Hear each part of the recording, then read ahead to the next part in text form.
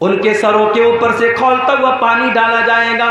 یسحر بہ ما فی بطونہم والجلود. جب کھولتا ہوا پانی ان کے سر پہ ڈالا جائے گا ان کی اندر کی اتڑیاں بھی اس سے جل جائیں گی, ان کی چمڑیاں بھی جل جائیں گی.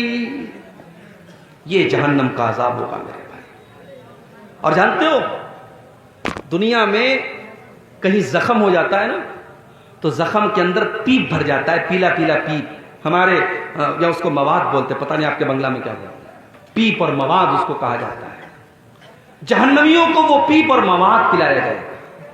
یسقا من ماء صدید. جہنمیوں کو پیپ اور مواد پلایا جائے گا. یتجرعہ ولا یکاد یسیغہ. وہ اتنا خطرناک ہوگا, وہ اتنا گندا ہوگا, وہ اتنا گھناؤنا ہوگا کہ جہنمی بیچارہ پیاس سے پریشان ہوگا, لیکن وہ اس پیپ اور مواد کو بڑی مشکل سے اپنی حالت کے نیچے اتارے گا. وَيَأْتِيهِ الْمَوْتُ مِنْ كُلِّ مَكَانٍ وَمَا هُوَ بِمَيِّتٍ. وہ بیچارہ ہر طرف سے موت اس کے پاس آئے گی مگر پھر بھی وہ مرے گا نہیں. جہنمیوں کو موت نہیں آئے گی, جہنمیوں کو موت نہیں آئے گی. کیوں؟ کیونکہ جب جنتی جنت میں چلے جائیں گے اور جہنمی جہنم میں چلے جائیں گے تو اللہ تبارک و تعالیٰ موت کو ایک دمبے کی شکل میں, ایک میڈھا کی شکل میں لائے گا اور موت کے گلے پر چھری چلا دی جائے گی. موت کو ذبح کر دیا جائے گا, موت کو قربان کر دیا جائے گا اور اعلان کر دیا جائے گا اے جنتیوں اب ہمیشہ جنت میں رہنا ہے, اور اے جہنمیوں ہمیشہ جہنم میں رہنا ہے. اب موت آنے والی نہیں ہے, موت کا معاملہ ختم ہو گیا. جہنمی بیچارے پریشان ہو کر کے جہنم کے داروغہ سے ریکویسٹ کریں گے. وَنَادَا أَصْحَابُ النَّارِ أَصْحَابَ الْجَنَّةِ وَنَادَوْا يَا مَالِكُ لِيَقْضِيَ عَلَيْنَا رَبُّكَ قَالَ إِنَّكُمْ مَاكِثُونَ. جہنمی کہیں گے اے جہنم کے داروغہ, اے مالک. جہنم کے داروغہ کا نام کیا ہوگا؟ مالک.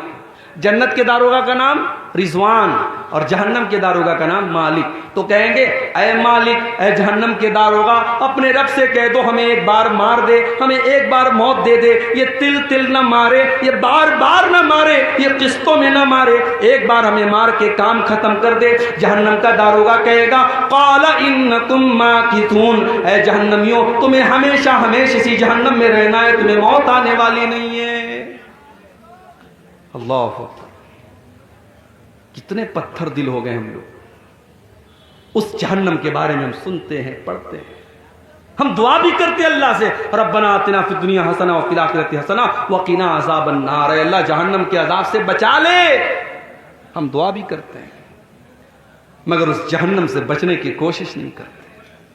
کتنے کام ہم ایسے کرتے جو جہنم میں لے کے جانے والے ہیں, اور ابھی میں بیان کروں گا وہ کون سے کام ہیں. چند اہم کام بیان کروں گا جو جہنم میں لے کے جاتے ہیں. میرے بھائیوں ہم جہنم کے بارے میں سنتے ہیں, بیانات سنتے ہیں, تقریریں سنتے ہیں, جمعہ کے خطبے میں ہم اللہ کے پیارے نبی کی حدیثیں سنتے ہیں, مگر ہمارا دل کانپتا نہیں ہے, ہمارے رونگٹے کھڑے نہیں ہوتے ہیں, ہمارے دلوں میں ڈر پیدا نہیں ہوتا ہے. کیوں؟ ثم قست قلوبكم من بعد ذلك فهي كالحجارة أو أشد قسوة. اللہ نے قرآن میں فرمایا تمہارے دل تو اتنے کٹھور ہو گئے, تمہارے دل تو اتنے سخت ہو گئے کہ پتھروں سے بھی زیادہ کٹھور تمہارے دل ہو گئے. پتھر کے اوپر بھی پانی بار بار پڑتا ہے تو پتھر کے اندر بھی سوراخ ہو جاتا ہے, پتھر سے بھی پانی رسنے لگتا ہے. اے انسانوں اللہ کی نافرمانی کرتے کرتے تمہارے دل اتنے کٹھور ہو گئے کہ پتھروں سے بھی زیادہ سخت ہو گئے تمہارے دل. آج حقیقت میں میرے بھائی ہمارے دل پتھروں سے بھی زیادہ سخت ہو گئے ہیں. ورنہ صحابہ کرام تو جہنم کی بات سن کے رونے لگتے تھے.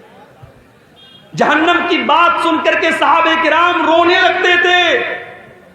حضرت عائشہ رضی اللہ تعالیٰ عنہ, صبح کا ٹائم ہے, سورج نکلنے کے بعد جو ایک نماز پڑھی جاتی ہے جس کو چاشت کی نماز کہا جاتا ہے, اما عائشہ رضی اللہ تعالیٰ عنہ چاشت کی نماز پڑھ رہی ہیں اور چاشت کی نماز میں سورہ طور کی تلاوت کر رہی ہیں. میری پیاری ماں بہنوں ذرا آج آپ اپنا جائزہ لے لیں, آج کتنی عورتیں جن کو سورہ طور یاد بھی نہ ہوگی. ہمارے یہاں عورتوں کا معاملہ بڑا گڑبڑ ہے.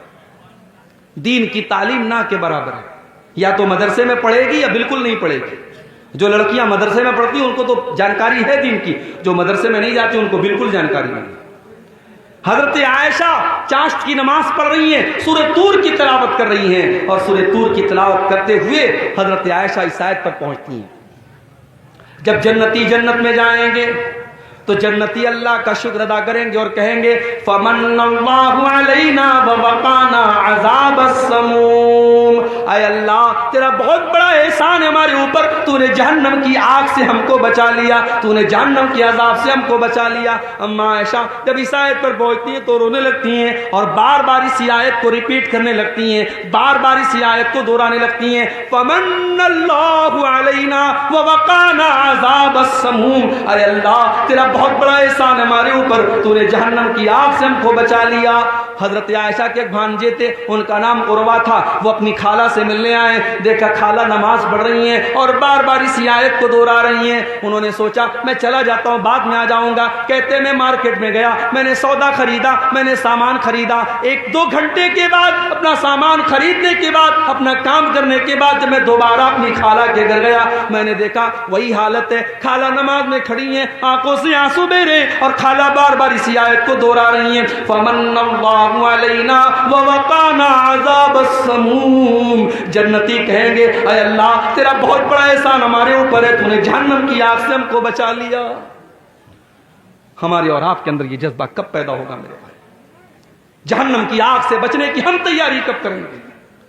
یاد رکھو جہنم کی آگ سے بچنے کے لیے آپ کو ان کاموں سے بچنا پڑے گا جو جہنم کی طرف لے کے جاتے ہیں، اور آج کی تقریر میں کچھ ایسے کام بتاؤں گا، میں وہ کام بتاؤں گا جو جہنم میں لے کے جاتے ہیں۔ مقصد یہ ہے ان کاموں سے ہم اپنے دامن کو بچائیں، نہیں بچائیں گے تو ہمارا انجام بہت برا ہوگا۔ بس ہم دعا کرتے اللہ ہمیں ہماری حفاظت کرے۔ اگر ہم ان کاموں کی بات کریں جو جہنم میں لے کر کے جاتے ہیں، اس میں نمبر 1 پر اگر کوئی کام ہے، سب سے پہلا اگر کوئی کام ہے جو جہنم میں لے کر کے جانے والا ہے، اسے ہم شرک کہتے ہیں۔ اللہ کی عبادت میں کسی کو شریک کرنا، کسی کو سنگی بنانا، کسی کو شریک کرنا، کسی کو پارٹنر بنانا۔ جو کام اللہ کے لیے کیا جاتا ہے وہ کام کسی اور کے لیے کرنا۔ نماز اللہ کے لیے پڑھی جاتی ہے، رکوع اللہ کے لیے ہوتا ہے، سجدہ اللہ کے لیے ہوتا ہے، قسم اللہ کے نام کی کھائی جاتی ہے، جانور اللہ کے نام کا ذبح ہوتا ہے، سر اللہ کے آگے جھکایا جاتا ہے، ہاتھ اللہ کے آگے پھیلایا جاتا ہے۔ یہ سارے کام اگر کسی اور کے ساتھ کیے جاتے ہیں، چاہے وہ کوئی نبی کیوں نہ ہو، چاہے وہ کوئی ولی کیوں نہ ہو، چاہے وہ کوئی جانور کیوں نہ ہو، چاہے وہ کوئی پیڑ کیوں نہ ہو، اللہ کا مقام کسی اور کو دینا یہی شرک ہے میرے پیارے ساتھیوں۔ اور قرآن کہتا ہے انہ من یشرک باللہ فقد حرم اللہ علیہ الجنہ ومأواہ النار وما للظالمین من انصار۔ جو اللہ کے ساتھ شرک کرے گا اس کی ہم مغفرت نہیں کریں گے، اس کا ٹھکانہ جہنم ہوگا، اس کے لیے جنت حرام ہے اور وہ ہمیشہ ہمیشہ جہنم میں رہے گا۔ مشرک کو اللہ تعالی جہنم سے نہیں بچائے گا۔ دوسرے گناہوں کو اللہ تعالیٰ ان کی سزا دے کر کے یا معاف کر کے جنت میں داخل کر دے گا، مگر مشرک جو شرک پر مرا ہے اس کو اللہ تعالیٰ جہنم سے کبھی نہیں نکالے گا۔ پورے قرآن میں اللہ نے کسی اور گناہ کے بارے میں اتنی سخت بات نہیں کی جتنی اللہ نے شرک کے بارے میں بات کی۔ ان اللہ لا یغفر ان یشرک بہ ویغفر ما دون ذلک لمن یشاء۔ اللہ تعالیٰ شرک کو معاف نہیں کرے گا، معاف کرنا تو بڑی دور کی بات ہے۔ اگر کوئی مشرک ہے، اگر کوئی شرک کی حالت میں مر گیا ہے، اس مشرک کے لیے ہم مغفرت کی دعا بھی نہیں کر سکتے ہیں، ہمارا اپنا باپ ہی کیوں نہ ہو، ہمارا اپنا بیٹا ہی کیوں نہ ہو۔ اللہ نے فرمایا ما کان للنبی ان یستغفروا للمشرکین، ما کان للنبی والذین آمنوا ان یستغفروا للمشرکین ولو کانوا اولی قربا۔ اے ایمان والو اور اے میرے نبی کان کھول کر کے سن لو، کسی مشرک کے لیے تم مغفرت کی دعا بھی نہیں کر سکتے، تمہارا کوئی اپنا رشتہ دار ہی کیوں نہ ہو۔ تو یہ پہلا گناہ ہے شرک، جو ہمیں جہنم کی آگ کی طرف لے کے جائے گا۔ اور آج بڑے افسوس کے ساتھ کہنا پڑتا ہے ہمارے کتنے مسلمان بھائی ہیں جن کو پٹی پڑھا دی گئی، ساری زندگی وہ شرک کر رہے ہیں اور نام مسلمان والا ہے، ٹوپی مسلمان والی ہے، گوشت برابر کھا رہے ہیں اور سمجھ رہے صاحب ہم بہت پکے مسلمان ہیں، جبکہ وہ قدم قدم پہ شرک کر رہے ہیں۔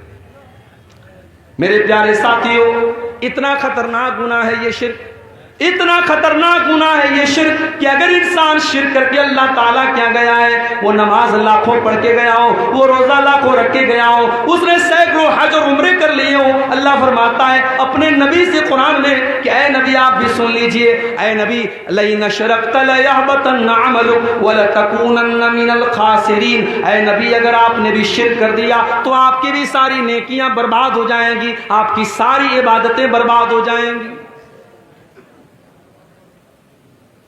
سورہ انعام میں اللہ تعالیٰ نے 18 نبیوں کا ذکر کیا، اور 18 نبیوں کا ذکر کرنے کے بعد اللہ نے فرمایا وَلَوْ أَشْرَكُوا لَحَبِطَ عَنْهُمْ مَا كَانُوا يَعْمَلُونَ، اگر ہمارے نبیوں نے بھی، ہمارے پیغمبروں نے بھی شرک کیا ہوتا، ان کی ساری نیکیاں برباد ہو گئی ہوتی۔ تو یہ پہلا عمل ہے میرے پیارے ساتھیوں جو جہنم میں لے کر کے جانے والا ہے۔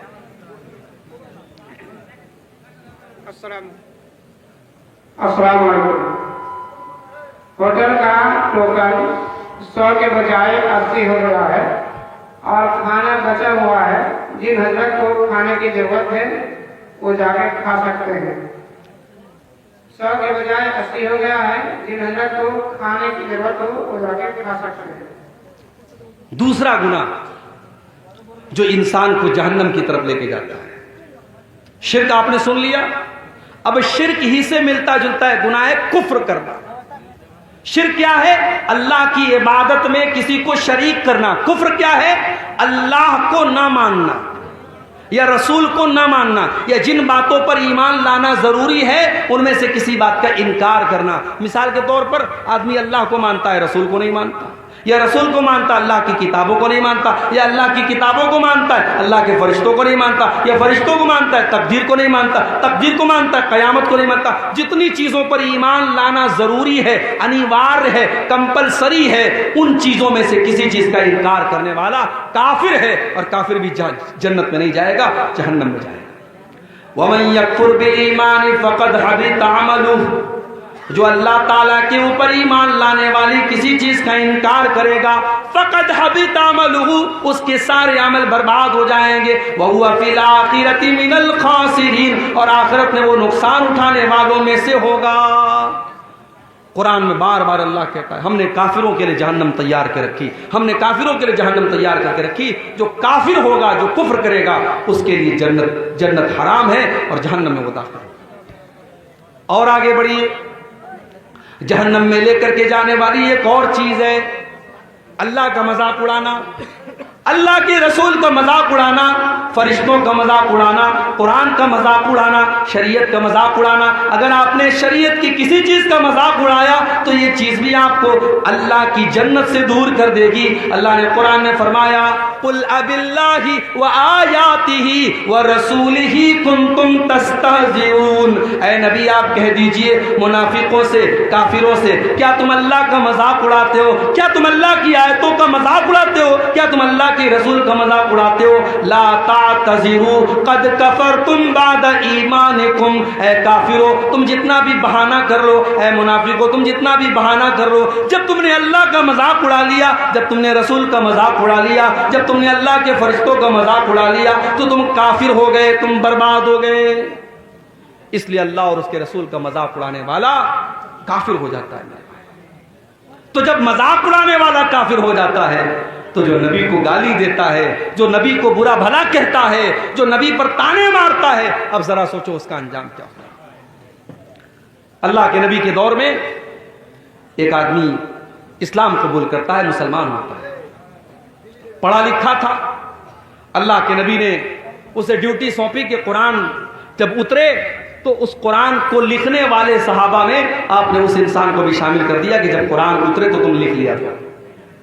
بخاری کے الفاظ ہیں کچھ دنوں تک وہ اللہ کے نبی کے ساتھ رہا اور اللہ کے نبی کے ساتھ کچھ قرآن کی آیتوں کو اس نے لکھا بھی، اور اس کے بعد وہ مرتد ہو گیا، وہ کافر ہو گیا، وہ اسلام کو چھوڑ کے چلا گیا، دوبارہ عیسائی بن گیا۔ جب وہ عیسائی بن گیا اس نے جا کر کے لوگوں میں یہ پروپیگنڈا شروع کر دیا، یہ پھیلانا شروع کر دیا، ارے محمد کو تو کچھ نہیں آتا، جو میں نے لکھ کر کے دیا ہے بس اتنا ہی آتا ہے، اس سے زیادہ تو محمد کو کچھ بھی نہیں آتا ہے۔ اللہ کے نبی پر جھوٹی تہمت لگا رہا ہے، جھوٹا بہتان لگا رہا ہے، الزام لگا رہا ہے۔ اللہ کے نبی خاموش رہے، کوئی جواب نہیں دیا۔ اللہ کے اوپر آپ نے چھوڑ دیا کہ اللہ تیرے نبی کا مذاق اڑا رہا ہے، اب تو فیصلہ کر دے۔ کچھ دنوں کے بعد اس کی موت ہو گئی، وہ آدمی مر گیا۔ مرنے کے بعد اس کی قوم کے لوگوں نے اس کو قبرستان میں لے جا کر کے دفن کیا، رات کو دفن کیا۔ اگلے دن کیا دیکھتے ہیں، اس کی لاش قبر کے باہر پڑی ہوئی۔ اس کے ساتھیوں نے کہا لگتا ہے محمد صلی اللہ علیہ وسلم اور ان کے ساتھیوں نے بدلہ لیا ہے، اس سے دشمنی لی ہے اور اس کو قبر سے باہر نکالا ہے۔ انہوں نے اور گہری قبر کھودی اور گہرا گڈھا کھودا اور اس میں اس کو دفن کر دیا۔ اگلے دن پھر جا کے دیکھا تو لاش باہر رکھی ہوئی۔ 3 دن تک لگاتار گڈھا کھودتے رہے، اس انسان کی لاش کو زمین میں دفن کرتے رہے، لیکن زمین نے اس کی لاش کو قبول نہ کیا۔ جب تیسرے دن بھی ایسا ہوتا چلا گیا، وہ سمجھ گئے کہ یہ انسان کا کام نہیں ہے، یہ اللہ کا کام ہے، یہ اللہ کی طرف سے غضب نازل ہو رہا ہے۔ انہوں نے لے جا کر کے اس کی لاش کو کوڑے میں پھینک دیا۔ میرے بھائیوں، آج بھی اگر کوئی نبی کا مذاق اڑاتا ہے، کوئی اللہ کا مذاق اڑاتا ہے، اس کا انجام بہت برا ہونے والا ہے۔ یہ بات یاد رکھو، 1400 سال سے لے کر کے آج تک کی تاریخ گواہ ہے، نبی اکرم کا مذاق اڑانے والا اور اسلام کا مذاق اڑانے والا آخرت میں تو جو ہوگا ہوگا، دنیا میں بھی وہ برباد ہونے والا ہے میرے پیارے۔ اور آگے بڑھیے، ایک اور چیز ہمیں جہنم میں لے کر کے جانے والی ہے۔ یا ایھا الذین آمنوا لا تاکلوا الربا اضعافا مضاعفا، اے ایمان والو تم سود نہ کھانا، تم بیاج نہ کھانا۔ واتقوا اللہ لعلکم تفلحون، اللہ سے ڈرو تبھی تم کامیاب ہو سکتے ہو، تم سود کھا کر کے کامیاب نہیں ہو سکتے۔ سود کھانے والا، بیاج کھانے والا، یہ بھی جہنم کو اپنے اوپر لازم کر رہا ہے۔ اللہ کے نبی نے صرف سود کھانے والے پر لعنت نہیں کی، آپ نے فرمایا لعن اللہ آکل الربا وموکلہ وکاتبہ وشاہدیہ، اللہ تعالیٰ کی لعنت ہو سود کھانے والے پر، سود کھلانے والے پر، سود لکھنے والے پر، سود کی گواہی دینے والے پر، اور آپ نے فرمایا سب برابر ہیں۔ اسی لیے علماء کہتے ہیں کہ بینک میں کوئی جاب کرنا صحیح نہیں ہے، کیونکہ بینک کا پورا کام سود پر ہوتا ہے۔ بینک میں آپ کوئی بھی کام کریں گے وہ سود میں سپورٹ ہوگا، بیاج میں سپورٹ ہوگا۔ آج بینک میں جاب کرنا تو چھوڑ دیجئے، مسلمان دھڑلے سے سود کھا رہا ہے، سود پر مسلمان اپنے مسلمان بھائی کو قرضہ دے رہا ہے اور بیاج کی رقم دھڑلے سے کھا رہا ہے۔ میرے پیارے ساتھیوں، یہ سود کھانا، اکل الربا، یہ بیاج کھانا، یہ اللہ کے نبی فرماتے ہیں کہ ہلاک کر دینے والے گناہوں میں سے، جہنم میں لے کر کے جانے والے گناہوں میں سے ہے، اور اتنا بڑا گناہ ہے سود کھانا۔ اللہ کے نبی فرماتے ہیں سود کے 70 سے بھی زیادہ درجے ہیں، جن میں سب سے ہلکا درجہ یہ ہے ان یزنی الرجل بامہ، انسان اپنی سگی ماں کے ساتھ زنا کرے۔ جتنا بڑا پاپ یہ ہے، اس سے بھی کہیں بڑا پاپ یہ ہے کہ انسان سود کھائے۔ اللہ ہم سب کی حفاظت کرے۔ آج سود الگ الگ شکلوں میں ہمارے اور آپ کے گھروں میں داخل ہو رہا ہے میرے پیارے ساتھیوں۔ اب یہاں ایک سوال لوگ پوچھتے ہیں کہ بینک میں ہم جو سیونگ اکاؤنٹ کھولتے ہیں، آج کے دور میں جو ہمارے ملک کے حالات ہیں، ہم بغیر بینک کے اکاؤنٹ کے کوئی کام نہیں کر سکتے، ہر چیز میں بینک میں اکاؤنٹ کی ضرورت پڑتی ہے، اور سیونگ اکاؤنٹ میں بینک میں انٹرسٹ آتا ہے، تو اس انٹرسٹ کا ہم کیا کریں، اس بیاج کا ہم کیا کریں؟ اس کا صحیح جواب یہ ہے جو جواب علماء نے دلائل کی روشنی میں دیا ہے کہ اگر بینک میں آپ کو انٹرسٹ مل رہا ہے، بیاج مل رہا ہے، اس پیسے کو آپ اپنے اوپر استعمال نہیں کریں، اس پیسے کو آپ اپنے اوپر استعمال نہیں کریں گے۔ جن علماء نے کہا اس سے راستہ بنا دیا جائے، اسے لیٹرین بنا لی جائے، وہ بالکل صحیح بات نہیں ہے۔ راستہ ہماری ضرورت کی چیز ہے، لیٹرین ہماری ضرورت کی چیز ہے۔ ہم بیاج کے پیسے سے نہ راستہ بنا سکتے ہیں نہ لیٹرین بنا سکتے ہیں۔ اب اس پیسے کو ہم کیا کریں گے؟ کچھ علماء نے کہا اس کو بینک میں چھوڑ دو، وہ ہمارا پیسہ ہے ہی نہیں۔ ہم نے اگر اپنے اکاؤنٹ میں 1000 روپیہ جمع کیا اور 1000 پر اگر 50 روپیہ بیاج مل رہا ہے، وہ 50 ہمارا ہے ہی نہیں، تو ہم اس کے چکر میں کیوں پڑے؟ جو ہماری مول دھن ہے، جو اصل رقم ہے 1000 روپیہ، وہ ہم لے لیں اور 50 کو چھوڑ دیں۔ لیکن دوسرے علماء نے کہا نہیں، اگر ہم وہ پیسہ اپنے اکاؤنٹ میں چھوڑ دیں گے تو بینک ہمارے پیسے کو اور استعمال کرے گا، اس سے وہ اور انٹرسٹ کمائے گا، اس لیے اس پیسے کو بینک والے کو چھوڑنا مناسب نہیں ہے۔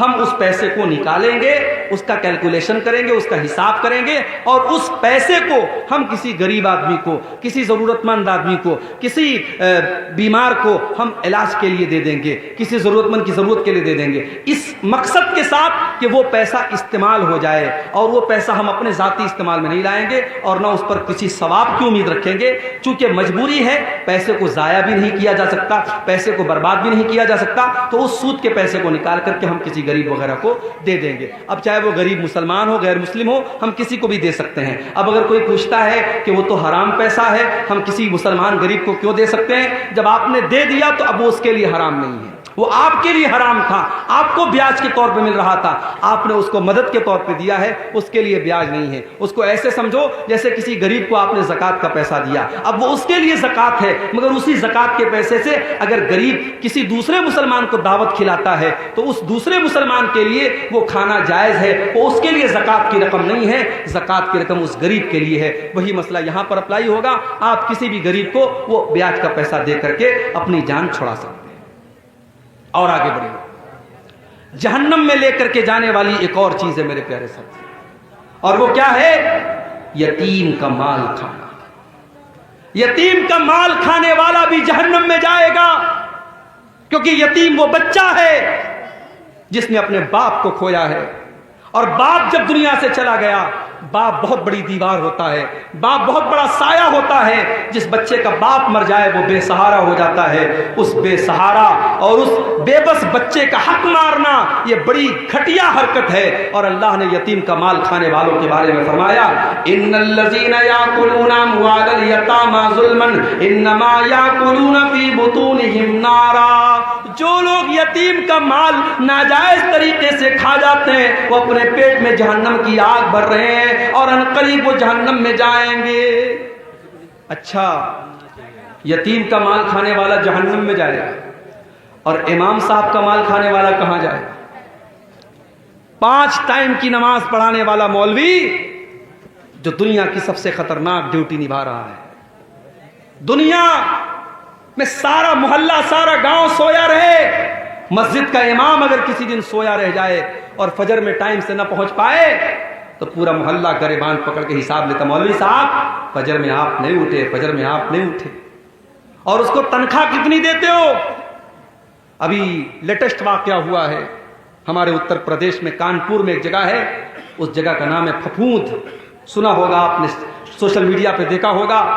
مولوی صاحب بیچارے نوجوان آدمی, 5,000 روپیہ سیلری ان کو مل رہی تھی, پنکھے سے لٹک کر کے انہوں نے جان دے دی, سوسائڈ کر لیا. امام صاحب کا کمرہ کھولا گیا تو امام صاحب کی لاش ملتی ہے.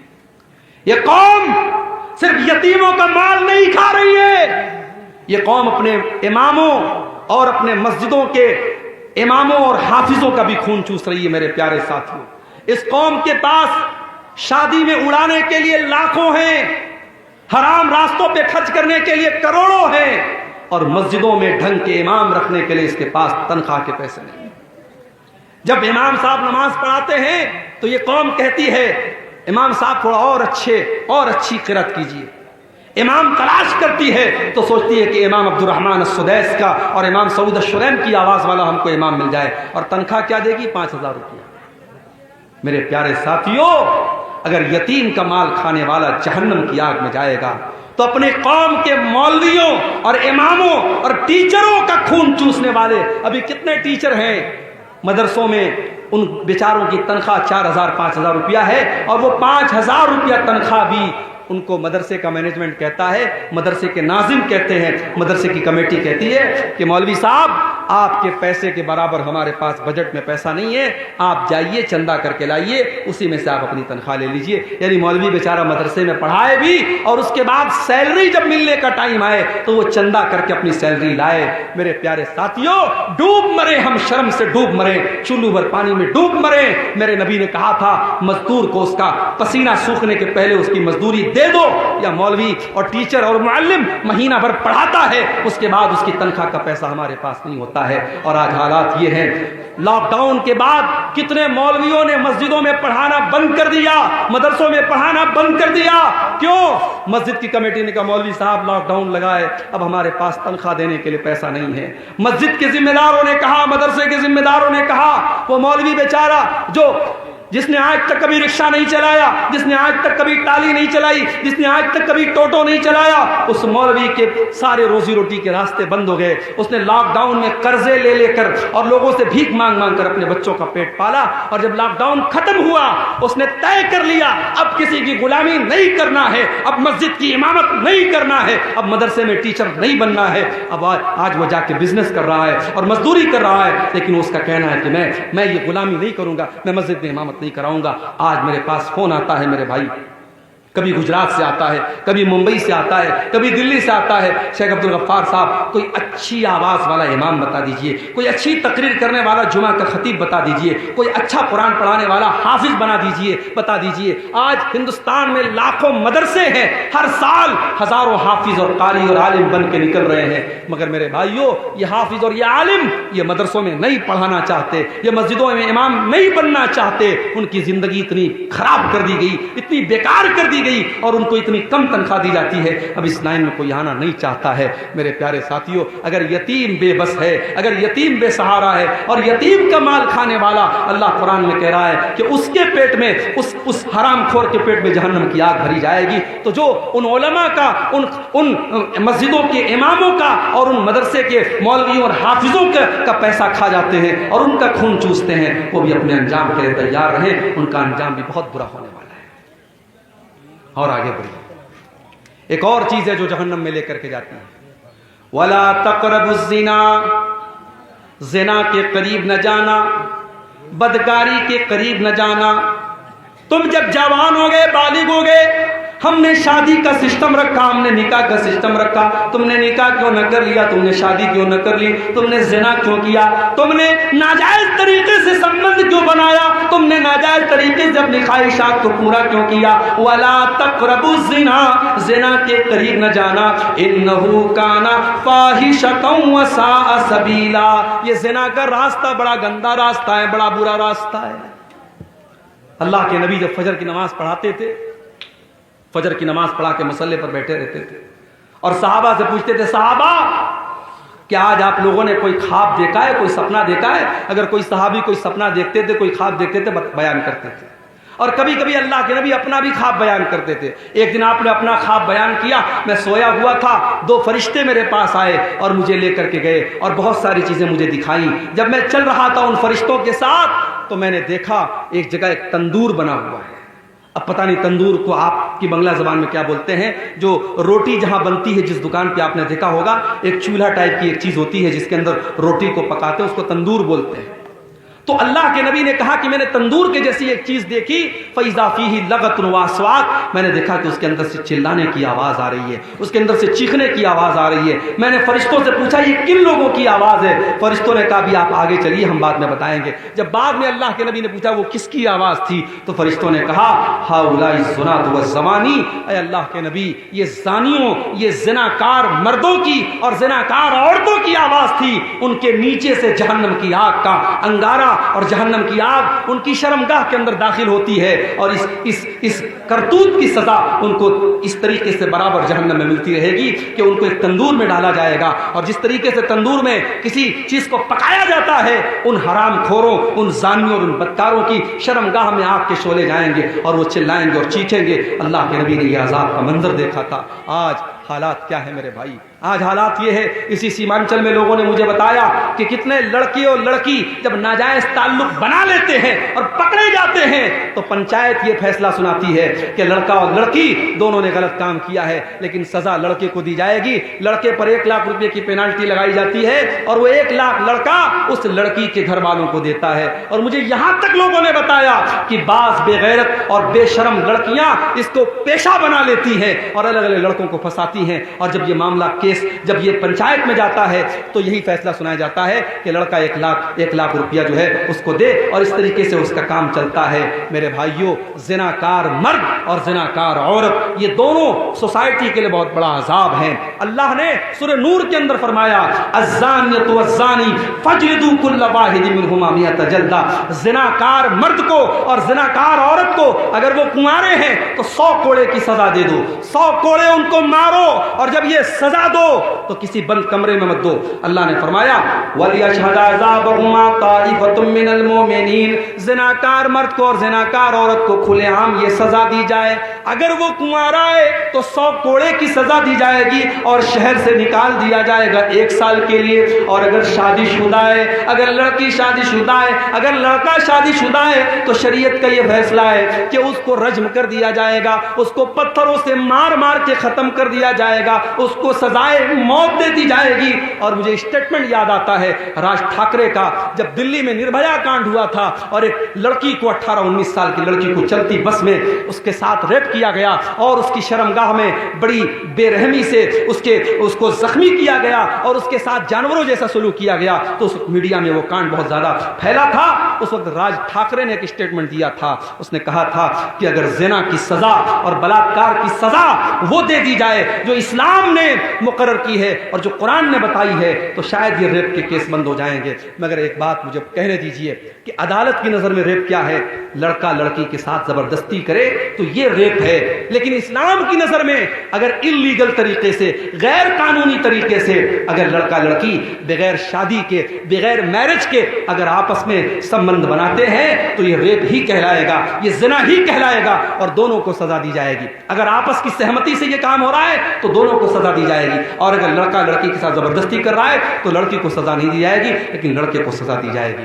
میرے پیارے ساتھیوں, یہ زنا سماج کے لیے بہت بڑا ناسور ہے. اور آج میں پھر وہی بات کہتا ہوں جو میں اکثر اپنی تقریروں میں کہتا ہوں کہ زنا کاری کو اگر روکنا ہے ایک ہی طریقہ ہے میرے بھائیو, سیکنڈ کوئی آپشن نہیں ہے. آپ کو اپنی نوجوان نسل کو, اپنی بچیوں کو, اپنے بچوں کو اس دور میں جب بے حیائی پھیل چکی ہے اور موبائل ہر آدمی کے ہاتھ میں ہے اور ہر طریقے کی برائی آسان ہو چکی ہے اور بڑی آسانی سے زنا ہو سکتا ہے, اس دور میں اگر اپنے بچوں کو زنا سے بچانا ہے بس ایک ہی راستہ ہے میرے بھائی, نکاح کو آسان کر دو. لڑکی 18 سال کی 19 سال کی ہو گئی, لڑکا 20 سال کا 22 سال کا ہو گیا, شادی کے قابل ہو گئے, شادی کی عمر ہو گئی, دیر مت کرو, بہانے نہ کرو, جہیز کا لالچ چھوڑ دو, بارات کا چکر چھوڑ دو, رسم و رواج کی بیڑیاں چھوڑ دو. جو شریعت نے سکھایا ہے, تو اسلام نے سکھایا ہے, سمپل طریقے سے, سنت طریقے سے. ابھی کل ہتھیا دیارہ میں کٹیہار میں پروگرام تھا, وہاں ایک بھائی کی بات مجھے بہت اچھی لگی. انہوں نے کہا مولانا میرا ایک اللہ سے میں نے ایک وعدہ کیا ہے, عہد کیا ہے,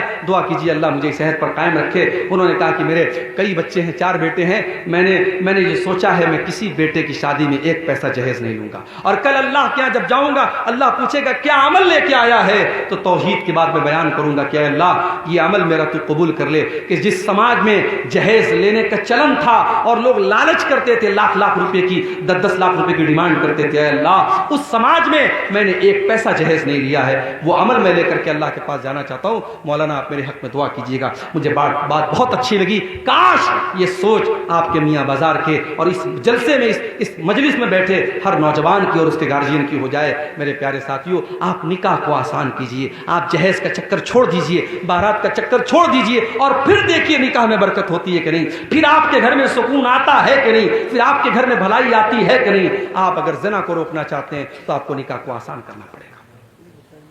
اور آگے بڑھیے, جہنم میں لے کر کے جانے والا ایک اور عمل ہے اپنی ذمہ داری کو صحیح طریقے سے نہ نبھانا. اگر آپ اپنی ذمہ داری کو صحیح طریقے سے نہیں نبھا رہے ہیں تو آپ کے اوپر جنت حرام ہو جائے گی. اللہ کے نبی فرماتے ہیں جس کو اللہ تعالیٰ کوئی ذمہ داری عطا کرتا ہے, جس کے اوپر کوئی ذمہ داری اللہ تعالیٰ عطا کرتا ہے, ثم يموت يوم يموت وهو غاش لرعيته الا حرم الله عليه الجنہ. اگر وہ اپنی ذمہ داری کو صحیح طریقے سے نہیں نبھا رہا ہے اور اسی حالت میں مر جاتا ہے, اس کے اوپر جنت حرام ہو جائے گی.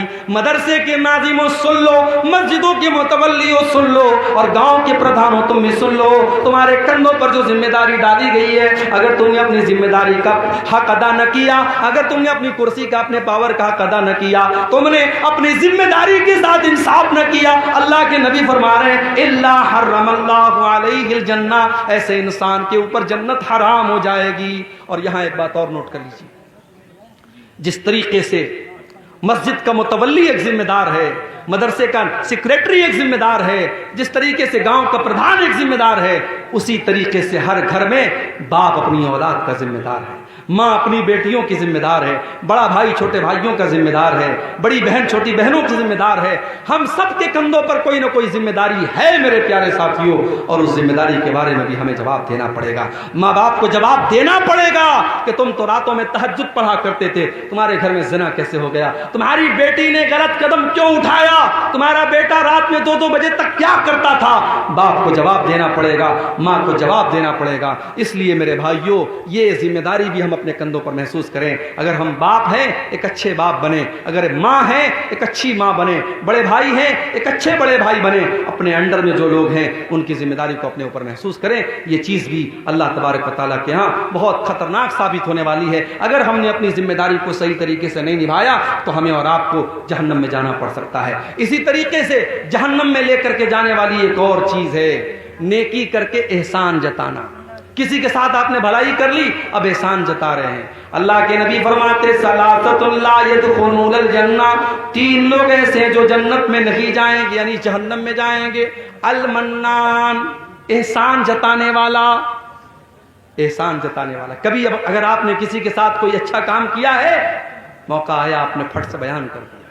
जब आपने बयान कर दिया, इसका मतलब कि आपका मकसद अल्लाह को राजी करना नहीं था, आप तो मौका तलाश कर रहे थे कि देखो मैंने एहसान किया है, अब इस एहसान को जाहिर करने का कब मौका मिलता है। तो कभी एहसान मत जताइए मेरे भाइयों। जिस तरीके से नेकी करते हैं आप, नेकी करके उसको दरिया में डाल दीजिए, नेकी करके भूल जाइए, एहसान करके भूल जाइए। आज भी बहुत से अल्लाह के बंदे हैं, सर्दी का मौसम आता है, अपनी कार से जाते हैं, 10,000 रुपए का कंबल खरीदते हैं और गरीबों की बस्तियों में जाते हैं। जो गरीब बेचारा रात में सर्दी में ठिठुरा लेटा हुआ है, धीरे से जाते हैं, उसको कंबल उड़ा देते हैं। कोई कैमरा नहीं है, कोई मीडिया कवरेज नहीं है, कोई यूट्यूबर नहीं है, रात का अंधेरा है, अल्लाह देख रहा है। और उस गरीब को भी नहीं पता कौन से सेठ जी आए थे, कौन से हाजी साहब आए थे। हाजी साहब उतरे, सेठ जी उतरे, उस गरीब को कंबल उड़ा के आगे बढ़ गए। ये नेकी मेरे भाइयों अल्लाह के काम देगी। नेकी करो, दरिया में डाल दो। ये दौर बड़ा अजीब दौर है मेरे भाई, ये दौर बड़ा अजीब दौर है। वो दौर खत्म हो गया जब नेकी करके लोग दरिया में डाल देते थे। अब लोग नेकी करके यूट्यूब पर डालते हैं, अब लोग नेकी करके फेसबुक पर डालते हैं, अब नेकी का प्रचार किया जाता है। अब एक ही हैंड पंप पर 10 बार पेंट होता है, एक बार ग्रीन होता है, एक बार ब्लू होता है, एक बार रेड होता है।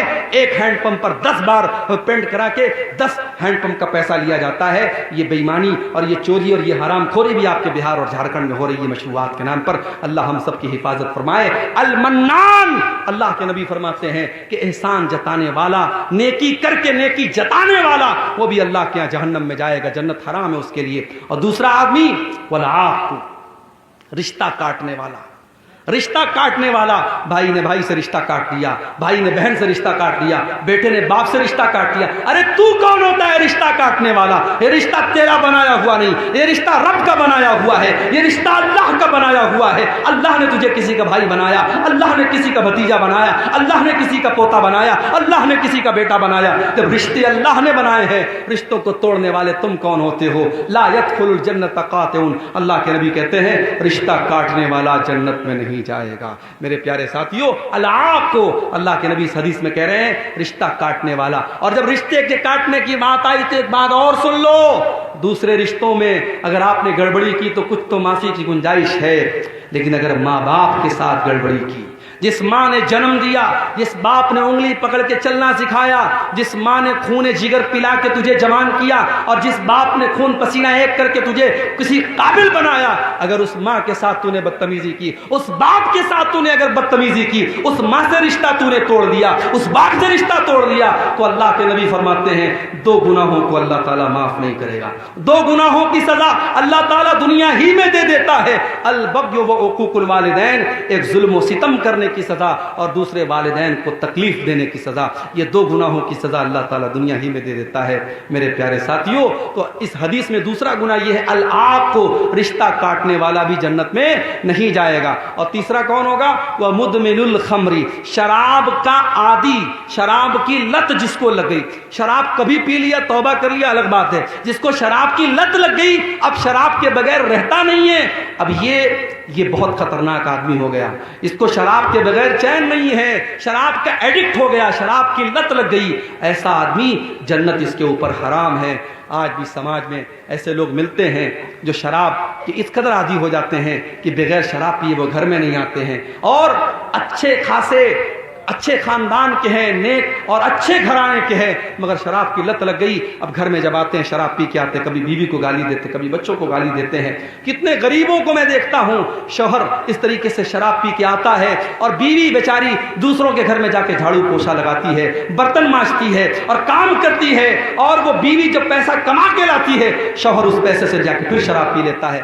ایسے شوہر بھی سماج کے اندر موجود ہیں، اور ایسے شوہروں کو بڑا یاد رہتا ہے کہ صاحب میری بیوی میری خدمت کیوں نہیں کرتی، میری بیوی میری بات کو نہیں مانتی۔ ارے تو اپنی بیوی کا کتنا حق ادا کر رہا ہے؟ اسلام میں ون وے ٹریفک نہیں ہے میرے بھائی۔ اگر شوہر کا حق بیوی کے اوپر ہے تو بیوی کا حق بھی شوہر کے اوپر ہے۔ جو اپنی بیوی کی کمائی کھاتا ہے وہ حرام خور سن لے، وہ بغیرت سن لے، تیری بیوی کا کام کمانا نہیں تھا، تیری بیوی دوسروں کے گھر میں جا کے برتن مانج رہی ہے اور تو بیٹھ کے شراب پی رہا ہے تو بہت بڑا بغیرت ہے۔ اور سن لو، کان کھول کے سن لو، بغیرت بھی جنت میں نہیں جائے گا، بغیرت بھی جنت میں نہیں جائے گا۔ اللہ کے نبی نے فرمایا الدیوس الذی یقر فی اہلہ الخبث، وہ بغیرت انسان جس کے گھر میں بے حیائی ہو رہی ہو، بے شرمی ہو رہی ہو اور اس کو کوئی فرق نہ پڑ رہا ہو، اس بغیرت کا انجام بھی یہی ہونے والا ہے کہ وہ جہنم کی آگ میں جلے گا۔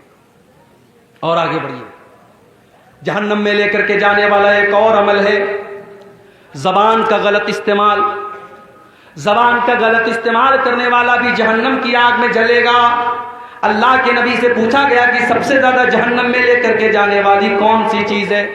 آپ نے فرمایا الفم والفرج، زبان اور شرمگاہ، یہ دو چیزیں سب سے زیادہ جہنم میں لے کر کے جانے والی ہیں۔ زبان سے انسان جھوٹ بولتا ہے، زبان سے انسان غیبت کرتا ہے، زبان سے چغلی کرتا ہے، زبان سے دوسروں کی عزت اچھالتا ہے۔ زبان اور شرمگاہ کا غلط استعمال کرنے والے سب سے زیادہ جہنم میں جائیں گے۔ اسی لیے اللہ کے نبی فرماتے ہیں لا يدخل الجنت نمام، چغل خور انسان جنت میں نہیں جائے گا، چغل خوری کرنے والا جنت میں نہیں جائے گا، یعنی جہنم میں جائے گا۔ اور یہاں ایک بات اور بتا دوں، چغل خور کس کو کہتے ہیں بھائی؟ چغل خور اس کو کہتے ہیں جو ادھر کی بات ادھر کرے۔ اب ادھر کی بات ادھر کر رہا ہے تو ضروری نہیں کہ سب بات غلط کر رہا ہے، صحیح بھی کر رہا ہے، مگر صحیح بات بھی اگر ادھر کی ادھر کر کے لڑا رہا ہے تو وہ چغل خور ہے۔ اور اگر دو بھائیوں میں صلح کرانے کے لیے کوئی انسان آگے بڑھتا ہے اور جھوٹ بھی بول دیتا ہے لیکن دو بھائیوں کو ملا دیتا ہے، اللہ کے نبی فرماتے ہیں لیس الکذاب الذی یصلح بین الناس، دو بچھڑے ہوئے لوگوں کو ملانے کے لیے اگر کوئی جھوٹ بھی بول دیتا ہے تو ایسا جھوٹ اللہ کیا معاف ہے۔ پتہ یہ چلا کہ اگر ہمارے سچ بولنے سے دو بھائی لڑنے لگتے ہیں تو وہ سچ بولنا حرام ہے، اور اگر ہمارے جھوٹ بولنے سے دو بچھڑے ہوئے مل جاتے ہیں وہ جھوٹ بولنا جائز ہے۔ میرے بھائیوں، اسلام میں صلح صفائی کی بڑی اہمیت ہے۔ میں جانتا ہوں آپ کے گاؤں میں بھی کچھ ایسے ضرور معاملات ہوں گے، ہر گاؤں میں رہتے ہیں کہ کبھی کہیں بھائی بھائی میں مسئلہ چل رہا ہے، کہیں جو ہے باپ بیٹے میں مسئلہ چل رہا ہے، جہاں بھی من مٹاؤ ہے، دل میں میل کچیل ہے، صاف کر لو میرے بھائی، چغل خوری نہ کرو، غیبت نہ کرو، زبان کا غلط استعمال نہ کرو۔ اللہ کے نبی فرما رہے جہنم میں سب سے زیادہ لے کے جانے والی کوئی چیز ہے تو زبان اور شرم کا ہے۔ اور آگے بڑھیے، ایک اور چیز جہنم میں لے کر کے جانے والی ہے، اور وہ چیز ہے عورت کی بے حیائی۔ عورت جب بے حیا ہو جائے، جب اس کا کپڑا، اس کی ڈریس، اس کا لباس اس کے جسم کو نمایاں کرنے لگے، ظاہر کرنے لگے، جب وہ کپڑا پہن کر کے نکلے تو مقصد اپنے جسم کی اور اپنے حسن کی نمائش کرنا ہو، ایسی عورت بھی کان کھول کر کے سن لے۔ اللہ کے نبی فرماتے ہیں وَنِسَاءٌ كَاسِيَاتٌ عَارِيَاتٌ مُمِيلَاتٌ مَائِلَاتٌ، ایسی عورتیں جو کپڑا پہننے کے باوجود ننگی ہوں گی۔ قیامت کے پہلے ایسا دور آئے گا جب کپڑا پہن کر کے عورتیں ننگی ہوں گی، یعنی کپڑا اتنا ٹائٹ پہنے گی، اتنا ٹرانسپیرنٹ پہنے گی، اتنا پاردرشی پہنے گی کہ اس کپڑے سے ان کا جسم جھلکے گا، ان کا شریر جھلکے گا۔ ایسی بے حیا عورتیں، اللہ کے نبی فرماتے ہیں رؤوسہن کاسنمۃ البخت المائلہ، ان کے سر کے اوپر جو ان کے بالوں کا جوڑا ہوگا، جو ہیئر اسٹائل ہوگا، وہ دیکھنے میں بختی اونٹ کے کوہان کی طرح ہوگا۔ اسی لیے علماء کہتے ہیں کہ عورت کو ایسا جوڑا نہیں باندھنا چاہیے جو اونٹ کے کوہان کی طرح ابھرا ہوا ہو، اسے نارمل اپنا ہیئر اسٹائل رکھنا چاہیے۔ اللہ کے نبی بے حیا عورتوں کی پہچان بتا رہے ہیں، رؤوسہن کاسنمۃ البخت المائلہ، ایسی عورتیں جو اپنے سر کے اوپر بختی اونٹ کے کوہان کی طرح جوڑا باندھیں گی، لا يدخلن الجنہ، ایسی عورتیں جنت کی خوشبو نہیں پائیں گی، اور جنت کی خوشبو پانا تو بڑی دور کی بات ہے، ولا یجدن ریحھا، ایسی عورتیں جہنم کی آگ میں جائیں گی اور جنت کی خوشبو بھی ان کو محسوس نہیں ہوگی۔ اسی طریقے سے تکبر کرنا، گھمنڈ کرنا، چاہے پیسے کا گھمنڈ ہو، چاہے عہدے کا گھمنڈ ہو، چاہے اپنے سماج میں اسٹیٹس کا گھمنڈ ہو، تکبر بھی انسان کو جہنم میں لے کر کے جاتا ہے۔ اللہ کے نبی فرماتے ہیں الا اخبرکم باصحاب النار، کیا میں تم کو جہنمی لوگوں کے بارے میں نہ بتا دوں؟ صحابہ نے کہا اللہ کے نبی ضرور بتائیے۔ آپ نے فرمایا کل عتل جواز مستکبر، ہر وہ آدمی جو اکھڑ ہو، ہر وہ آدمی جو بخیل ہو، اور ہر وہ آدمی جو گھمنڈی ہو، اکھڑ اور بخیل ہونے کے ساتھ ساتھ جو گھمنڈی بھی ہے، تکبر بھی کر رہا ہے، وہ انسان جہنم میں جائے گا۔ اور اللہ کے نبی ایک دوسری حدیث میں فرماتے ہیں لا يدخل الجنۃ من کان فی قلبہ مثقال ذرۃ من کبر، جس کے دل میں ذرہ برابر بھی اگر تکبر ہے، گھمنڈ ہے، وہ انسان جنت میں نہیں جائے گا۔ بہت خطرناک معاملہ ہے میرے بھائی، بہت خطرناک معاملہ ہے۔ تکبر سے بہت کم لوگ بچ پاتے ہیں، ہم اور آپ کی اللہ حفاظت کرے۔ تکبر اتنی خطرناک چیز ہے، ذرہ برابر اگر تکبر ہمارے اور آپ کے سینے میں ہے تو جنت حرام ہو جائے گی۔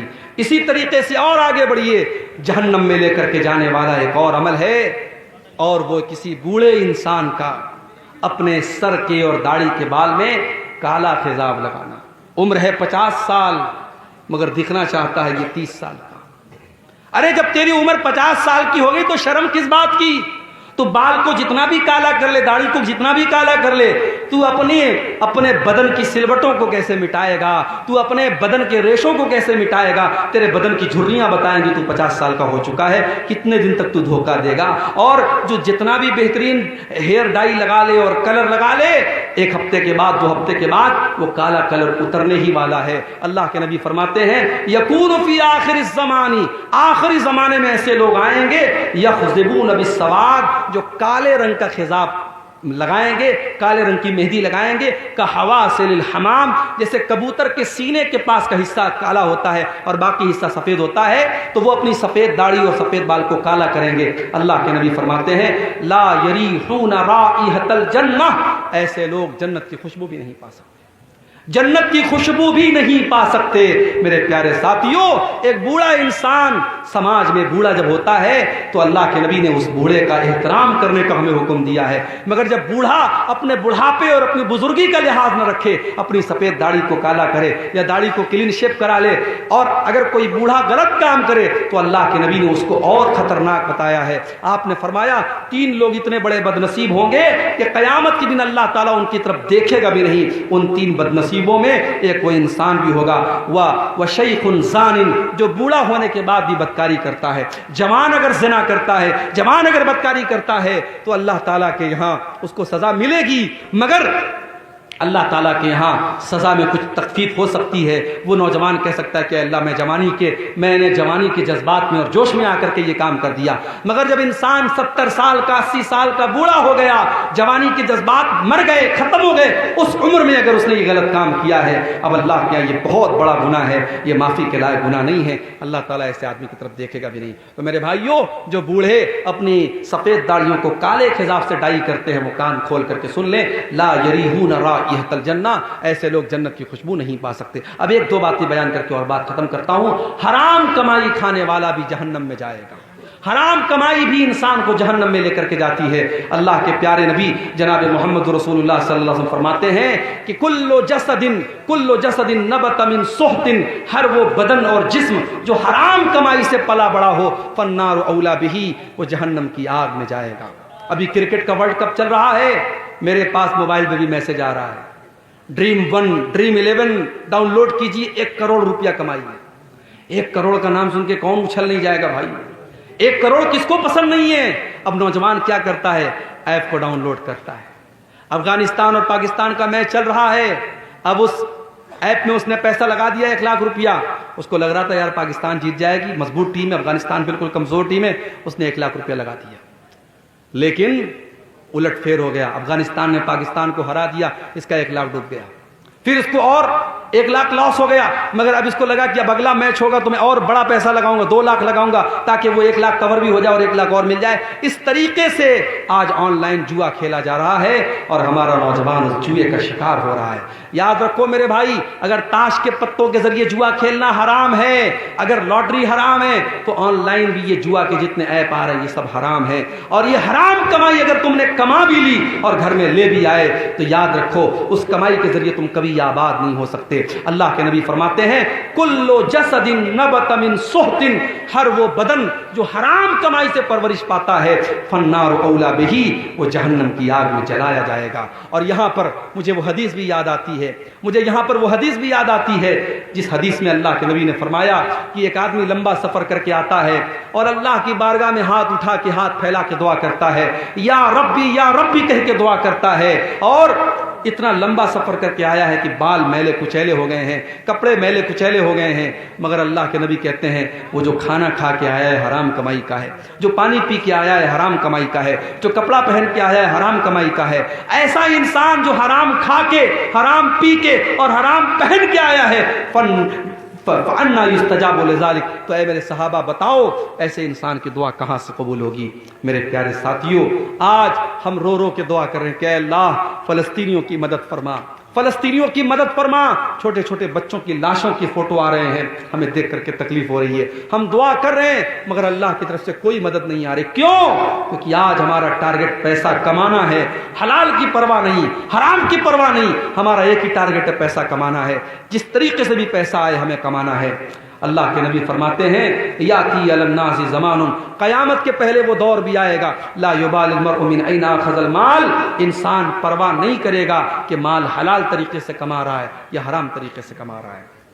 इसी तरीके से मेरे भाइयों, जहन्नम में लेकर के जाने वाली एक और चीज़ है और वो है अपने मुसलमान भाई का हक मारना। अल्लाह के नबी ने फरमाया मन इख्तता हक़्क़ इम्रिइन मुस्लिमिन, जिसने किसी मुसलमान का हक मारा वो कान खोल करके सुन ले, उसने जहन्नम का एक टुकड़ा खरीद लिया, उसने जहन्नम का एक टुकड़ा ले लिया।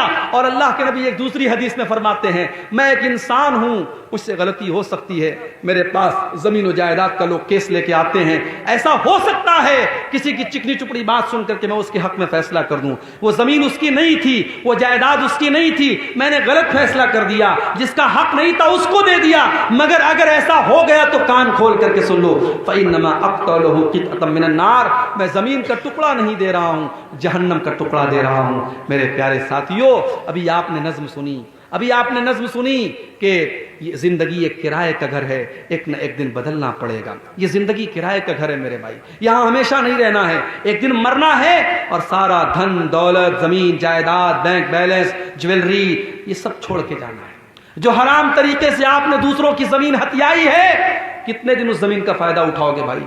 जिस दिन मरोगे 2 गज ज़मीन में हम जाएंगे और वो सारी ज़मीन हमारे रिश्तेदारों की, हमारे बच्चों की हो जाएगी। तो अपने लिए हम जिस हराम कमाई को कमाते हैं उसका मज़ा हम कितने साल लेंगे? जिस दिन मरेंगे सारा मज़ा ख़त्म हो जाएगा। इसलिए मेरे साथियों, हराम कमाई से अपने आप को बचाओ। ये चंद चीज़ें थी जो जहन्नम में लेकर के जाने वाली थी और जहन्नम का एक हल्का सा नक्शा भी मैंने खींचा है इस उम्मीद के साथ कि हम जहन्नम में लेकर के जाने वाले इन अमाल से अपनी हम हिफाजत करेंगे और अल्लाह से हम दुआ करते हैं अल्लाह हमें इसकी तौफीक अता फरमाए।